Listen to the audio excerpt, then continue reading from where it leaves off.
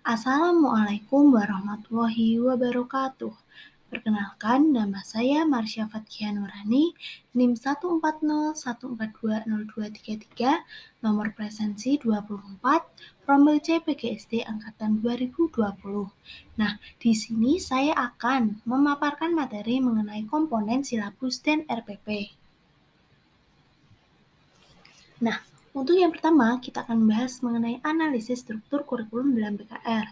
Yang pertama, kita akan bahas mengenai karakteristik kurikulum 2013 atau K13.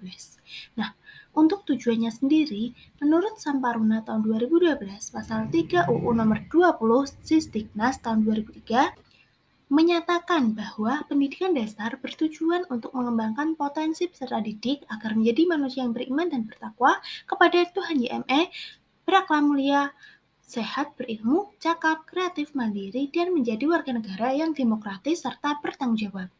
Nah, untuk isi program dari K13 sendiri, pada satuan pendidikan dasar berisi muatan umum atau muatan nasional untuk satuan pendidikan dan muatan lokal untuk satuan pendidikan sesuai dengan potensi dan keunikan lokal.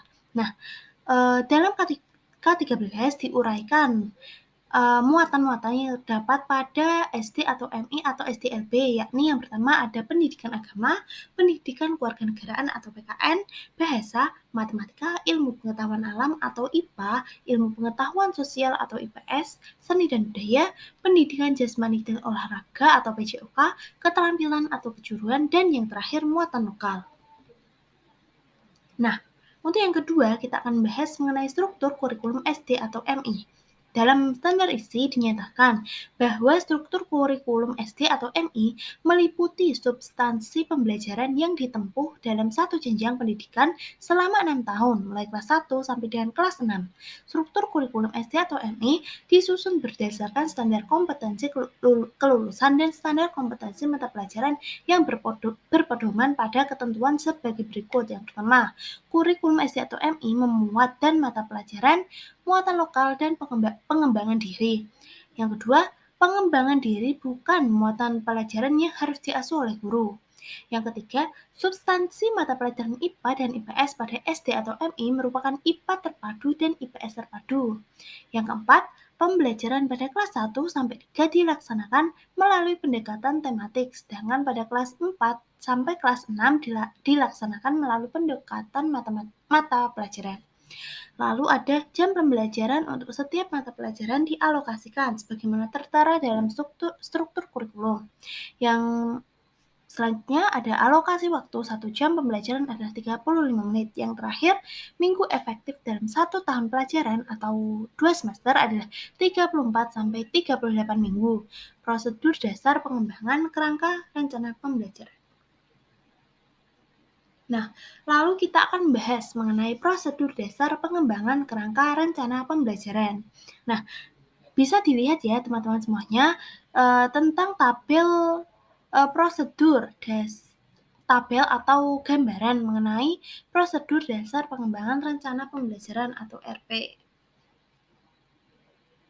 Nah, untuk proses pengembangan pembelajaran secara konseptual terkait erat pada unsur-unsur dasar kurikulum, yakni tujuan, materi pembelajaran, pengalaman belajar, dan penilaian hasil belajar menurut Tyler tahun 1954 atau Tabak tahun 1962 dalam Winata Putra tahun 1998 atau 1999 pada halaman 46.